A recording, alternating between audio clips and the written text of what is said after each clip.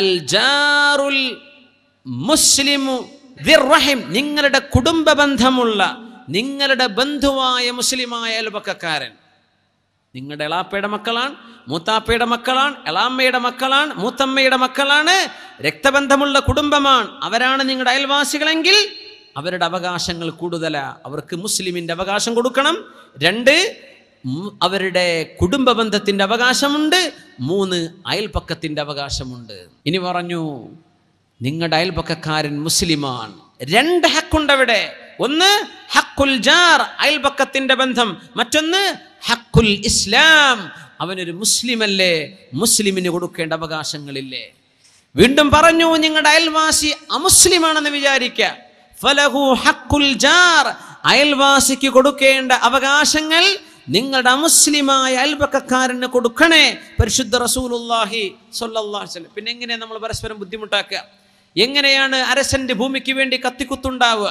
എങ്ങനെയാണ് സ്ഥലം അളവെടുക്കാൻ വരുന്ന സമയത്ത് ഒച്ചപ്പാടുകളും ബഹളങ്ങളും ഉണ്ടാകുക? അരസന്റെ ഭൂമിക്ക് വേണ്ടി മനുഷ്യനെ കഴുത്തെറുക്കുന്ന കാലമല്ലേ മുഅ്മിനെ, അല്ലേ? എന്താണ് ഈ അരച്ചാണ് കൊണ്ട് കിട്ടാൻ പോകുന്നത്? എന്താണ് അതുകൊണ്ട് നേട്ടം? ഒന്നുമില്ല.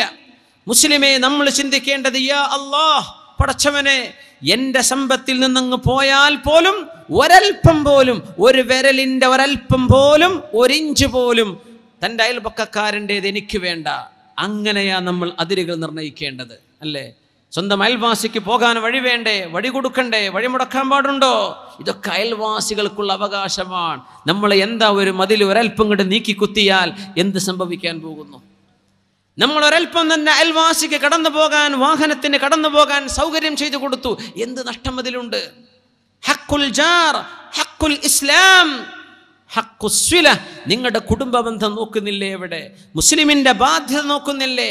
അയൽപക്കത്തിന്റെ ബാധ്യത നിങ്ങൾ നോക്കുന്നില്ലേ? പരിശുദ്ധ റസൂലുള്ളാഹി സ്വല്ലല്ലാഹു അലൈഹി വസല്ലം നമ്മൾ പറയും, നമ്മൾ മുസ്ലിം തന്നെയാണ്, നമ്മളിതൊക്കെ അയൽവാസിക്ക് അവകാശപ്പെടുത്തി കൊടുക്കുന്നുണ്ടോ? അയൽവാസിക്ക് ഈ അവകാശങ്ങൾ വകവെച്ചു കൊടുക്കുന്നുണ്ടോ?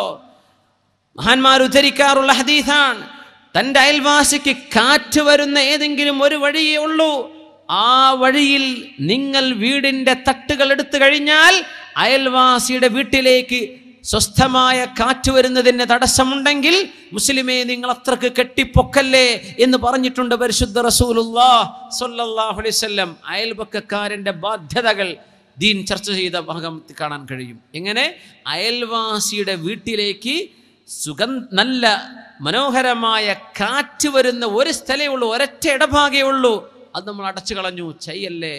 പിന്നെ എങ്ങനെയാ നമ്മൾ അഴുക്കുകൾ അയൽപക്കത്തേക്ക് ഒഴുക്കുന്നത്? എങ്ങനെയാ ചപ്പുചവറുകൾ അയൽപക്കത്തേക്ക് വാരിയിടുന്നത്? എങ്ങനെയാ ഒരു ചെറിയ പ്രശ്നത്തിന്റെ പേരിൽ ഒരസലുകൾ ഉണ്ടാകുന്നത്? എങ്ങനെയാണ് ഒരു ചാൺ ഭൂമിക്ക് വേണ്ടി നമ്മൾ പരസ്പരം തെറ്റിപ്പിണയുന്നത്? എന്തിനു വേണ്ടി മുസ്ലിമേ? എന്തിനു വേണ്ടി? ഹക്കുൽ ജാർ, നിങ്ങളത് അയൽപക്കക്കാർക്ക് അവകാശപ്പെട്ട് നൽകുന്നുണ്ടോ? പരിശുദ്ധ റസൂലുള്ളാഹി സ്വല്ലല്ലാഹു അലൈഹി വസല്ലം നിങ്ങൾ പറയാം, അയൽപക്കക്കാരോട് കടപ്പാടുകളുണ്ട്. മാസാല ജിബ്രീൽ യുസ്വീനി ബിൽ ജാരി ഹത്താ ളനൻതു അന്നഹു സയുവരിസുഹു. മഹാനായ ജിബ്രീൽ അലൈഹിസ്സലാം അഷ്റഫുൽ ഖൽഖിന്റെ മുമ്പിലേക്ക് വന്നിട്ട്, നബിയെ, അയൽവാസിയെ ശ്രദ്ധിക്കണേ നബിയെ, അയൽവാസിയെ ശ്രദ്ധിക്കണേ നബിയെ, അയൽപക്കക്കാരനെ ശ്രദ്ധിക്കണേ നബിയെ എന്ന് പഠിപ്പിച്ചു തരികയും ഒരുപാട് പറഞ്ഞു തരികയും ചെയ്തപ്പോൾ എനിക്ക് തോന്നിപ്പോയി, ഒരാൾ മരിച്ചുപോയാൽ തൻ്റെ സമ്പത്തിൽ മക്കൾക്ക് അവകാശമുള്ള പോലെ അയൽവാസികൾക്കും അവകാശമുണ്ടോ എന്ന് ചിന്തിക്കുമാർ. അത്രക്കങ്ങ് ജിബ്രീൽ അലൈഹിസ്സലാം എന്നോട് വസിയത്ത് ചെയ്തുവെന്ന് പരിശുദ്ധ റസൂലുള്ളാഹി സ്വല്ലല്ലാഹു അലൈഹി വസല്ലം. ജാറുസ് സാലിഹ്, ഏറ്റവും നല്ല അയൽപക്കക്കാരായി മാറാൻ മുസ്ലിമിന് കഴിയണം. അമുസ്ലിമായ ഒരാൾ തൻ്റെ അയൽപക്കത്ത് ജീവിക്കുമ്പോൾ ഈ മുസ്ലിമിൻ്റെ സ്വഭാവം കണ്ട് അവന് മുസ്ലിമാവാൻ തോന്നണം. ഒരമുസ്ലിമിന് അള്ളാഹുവിൻ്റെ ദീനിലേക്ക് വരാൻ തോന്നണം. യാ അല്ലാഹ്, മുസ്ലിമീങ്ങളൊക്കെ അങ്ങനെ ജീവിക്കുകയാണെങ്കിൽ എന്തായിരിക്കും ഇസ്ലാമിൻ്റെ മുഖം? എത്ര മനോഹരായിരിക്കും, എത്ര മനോഹരം! ഹക്കുൽ ജാർ, അയൽവാസിയെ ശ്രദ്ധിക്കണേ, അയൽപക്കക്കാരനെ നിങ്ങൾ നോക്കണേ, അയൽപക്കക്കാരനെ കാറ്റ് തടസ്സമാകുന്ന വിധത്തിൽ നിങ്ങൾ വീട് പൊക്കല്ലേ എന്ന് പറഞ്ഞ റസൂലുള്ളാഹി സ്വല്ലല്ലാഹു അലൈഹി വസല്ലം. മാസാല ജിബ്രീലു യൂസ്വീനി ഫിൽ ജാരി ഹത്താ ളനൻതു അന്നഹു സയുവരിസു.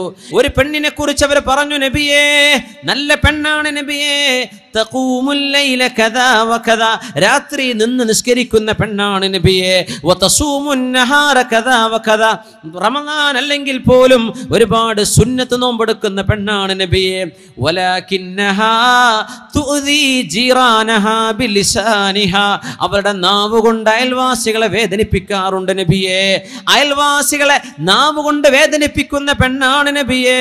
പക്ഷേ അവർ നിസ്കരിക്കുന്നവളാണ്, അവർ നോമ്പ് നോക്കുന്നവളാണ്, സ്വതക്ക കൊടുക്കുന്നവളാണെന്ന് പറഞ്ഞപ്പോൾ ഹബീബിന്റെ മറുപടി ഹിയ ഫിന്നാർ,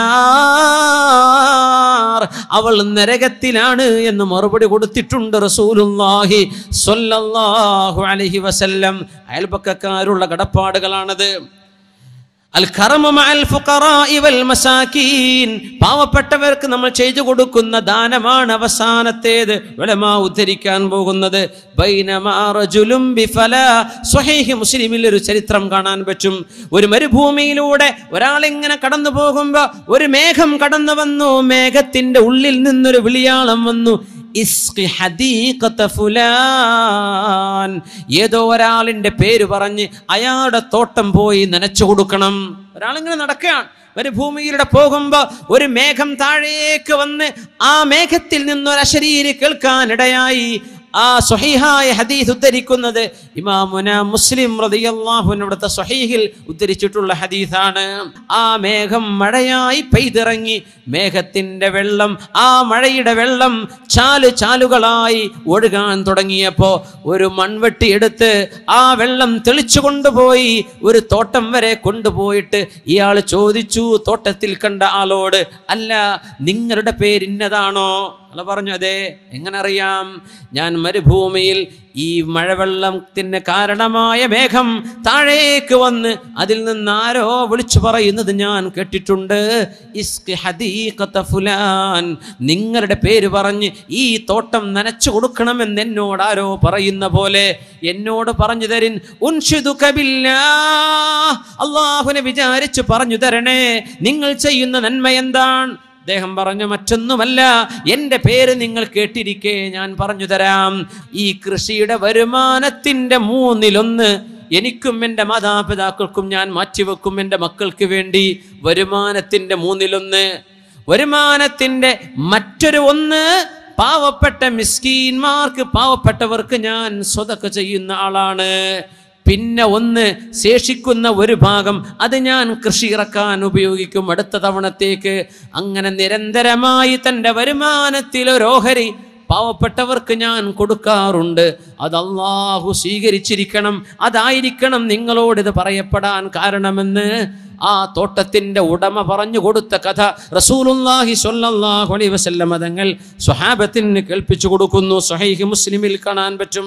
അങ്ങനെ ദാനം ചെയ്ത സ്വഹാബിയാണ് അബൂ ഉമാമ റളിയല്ലാഹു തആല അൻഹു. ഓർമ്മയുണ്ടോ? അന്നൊരിക്കൽ മദീനയുടെ പള്ളിയിൽ വന്ന് മിണ്ടാതെ ആരാരുമില്ലാത്ത നേരത്ത് പള്ളിയിൽ ഇരിക്കുന്ന സമയത്ത് നബി തങ്ങൾ ചോദിച്ചു, അബൂ ഉമാമ, യാ അബാ ഉമാമ, ആരാരും നിസ്കരിക്കാനില്ലാത്ത നേരത്ത് എന്തിനാണോ നിങ്ങൾ ഈ പള്ളിയിൽ ഇന്നേരം ഇരിക്കുന്നത്? നബിയേ, ദുയൂനി വഹുമൂമി ലസിമതിനി യാ റസൂലല്ലാഹ്, ഒരുപാട് കടങ്ങളും സങ്കടവും ഉണ്ട് നബിയേ, കടങ്ങൾ കൊണ്ട് പുറത്തിറങ്ങാൻ പറ്റുന്നില്ല നബിയേ. അബൂ ഉമാമ റളിയല്ലാഹു അൻഹു കടം കൊണ്ട് വലഞ്ഞപ്പോ, പുറത്തിറങ്ങി നടക്കാൻ പറ്റാതെ വന്നപ്പോ അല്ലാഹുവിന്റെ പള്ളിയിലേക്ക് അഭയം പ്രാപിച്ചു വന്ന സ്വഹാബി അല്ലാഹുവിന്റെ റസൂൽ ചോദിച്ചു, യാ അബാ ഉമാമ, അല്ലയോ അബൂ ഉമാമ, അലാ ഉഅല്ലിമുക കലിമാത്ത്, നിങ്ങൾക്ക് ഞാൻ ഏതാനും ചില വചനങ്ങൾ പഠിപ്പിച്ചു തരട്ടെയോ?